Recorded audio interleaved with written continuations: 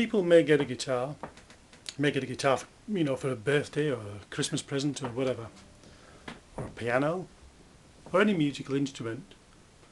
But the concept of being able to play a musical instrument isn't always to do it by ear.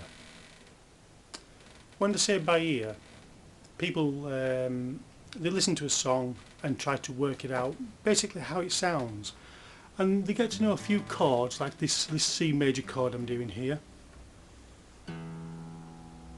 or a G7, or an F, or an A minor, E minor, or they might do bar chords, G, C, A minor. Okay, so let's have a go. We'll just improvise, playing chords from the key of C. So they may just go.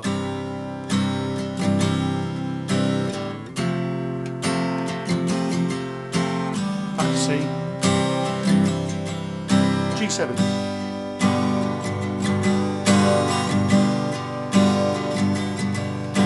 A minor. E minor.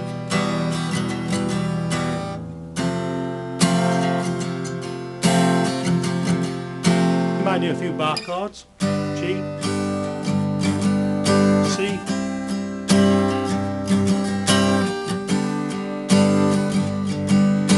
A minor,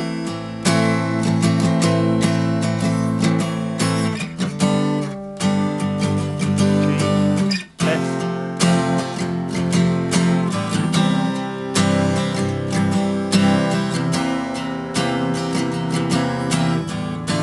D minor,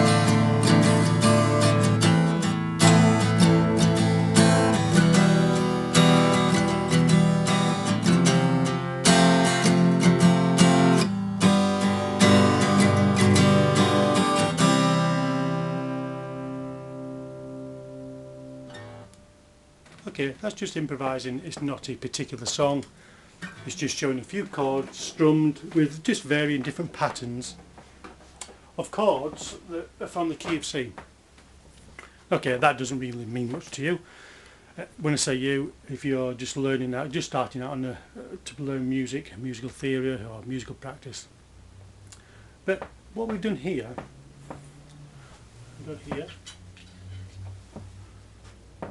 I'm just going to zoom in so you can see it clear, and then we'll come back out again. Okay.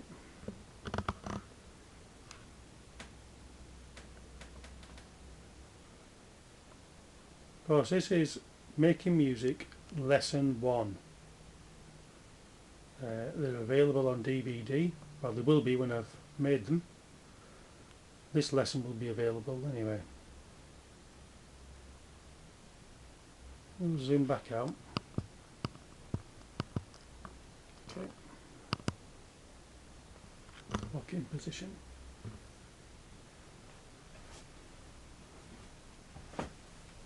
Making Music Lesson 1.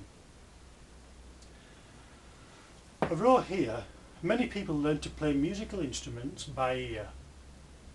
This is fine, but it can limit creativity and gives no understanding.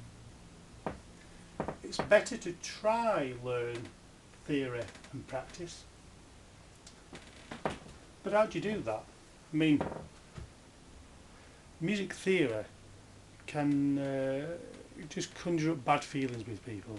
Experiences of school, all these squiggly lines and quavers and semi-quavers and just various things that put people off. All they want to do is play a musical instrument when all's said and done. And the trouble is, somebody can play a musical instrument for a few years, and what a shame they become great players and then wish they could have become more creative instead of just copying other people's songs, or maybe improvising one or two of their own without any understanding of what they're doing. Now, to get from the starting point with music theory to a point where you know what you're doing and you can become creative, let's be honest, it can be quite a long journey in order to learn music theory and put it into some kind of practice. If anybody tells you differently, they're talking nonsense. What I'm going to try to do is make music theory a little bit more simple to understand.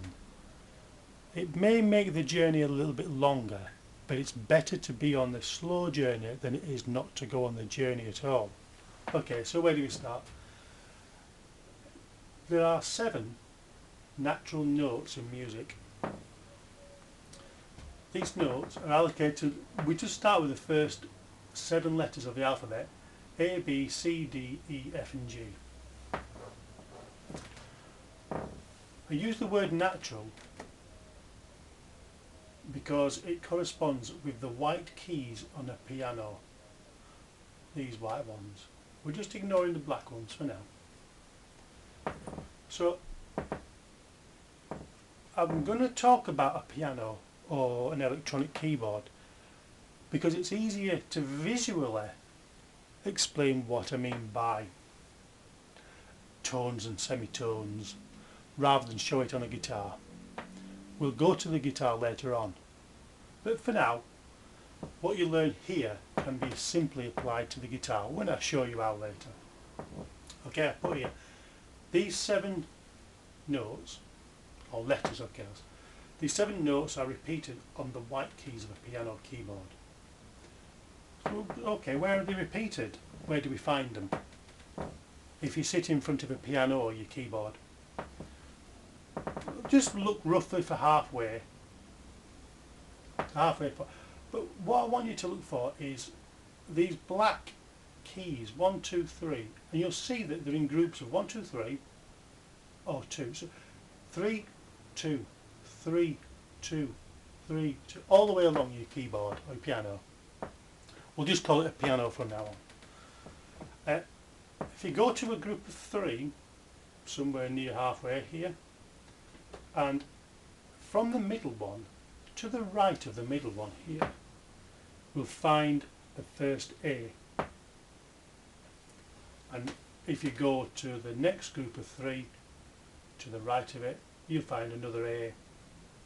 Go to the next group of 3, you'll find another A. So we can follow on with the natural notes of A, B, C, D, E, F, G. And as you can see, it just repeats A, B, C, D, E, F, G. You can go backwards if you want. G, F, E, D, C, B, A.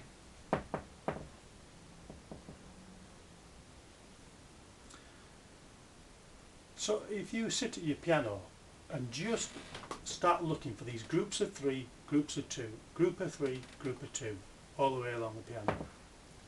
Halfway, roughly halfway on your piano, if you look for your group of 2, it may be slightly to the left of the midpoint of your piano.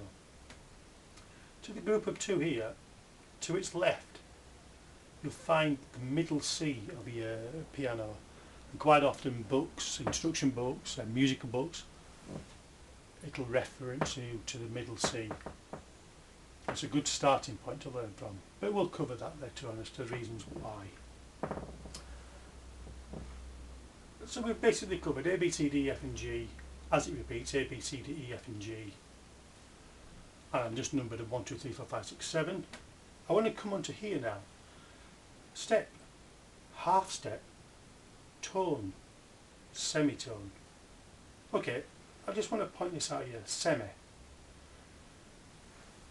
Semi means half. So although this says here half step, we could have put half tone. I'm going to remove the S. It's plural. Tone, semitone.